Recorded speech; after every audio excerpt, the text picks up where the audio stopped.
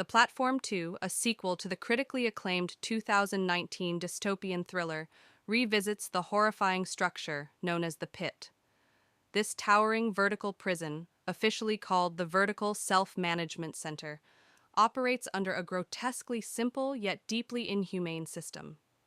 It comprises 333 levels, each housing 2 inmates, with sustenance delivered by a platform that descends from the top to the bottom. Loaded with an extravagant feast at the start, the platform stops at each level for a limited time, allowing prisoners to eat as much as they can.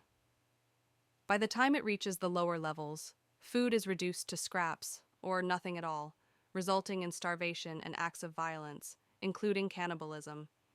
Each month, prisoners are sedated and reassigned randomly to a new level, resetting the cycle of hope and despair. This system serves as an allegory for wealth inequality and societal greed, themes expanded upon in this sequel.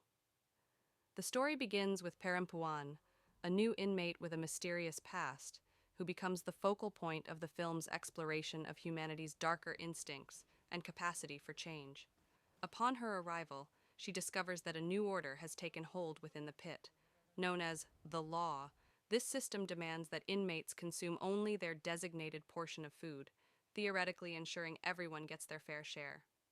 However, the law is brutally enforced by the Anointed Ones, a fanatical group led by Dagan Bobby, a blind and zealous figure.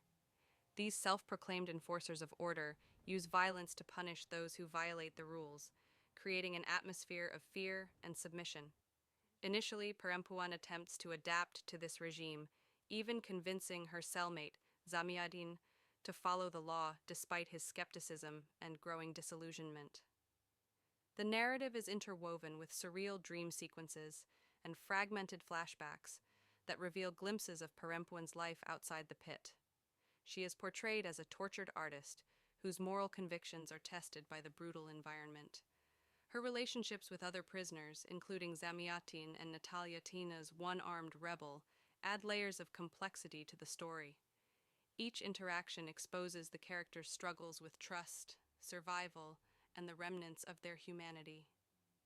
Perempuan's initial compliance with the law is shattered when she is reassigned to a lower level, where the realities of deprivation and the hypocrisy of the system become painfully clear.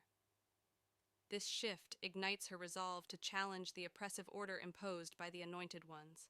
The film delves deeper into the mechanics of the pit, exploring the psychological effects of its hierarchy and the grotesque ritual of floor reassignment, the chaos.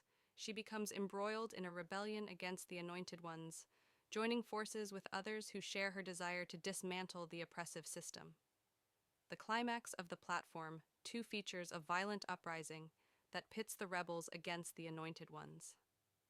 This confrontation is marked by brutal action sequences and moments of harrowing sacrifice, reflecting the film's themes of resistance and the cost of revolution. Amid the chaos, Perempuan is forced to confront her own motivations and the limits of her morality. The film's conclusion, while ambiguous, ties loosely to the events of the first installment, leaving viewers with lingering questions about the nature of justice and the possibility of redemption within such a dehumanizing system. While the Platform 2 expands on the original's concept and themes, it has been criticized for its convoluted narrative and lack of focus.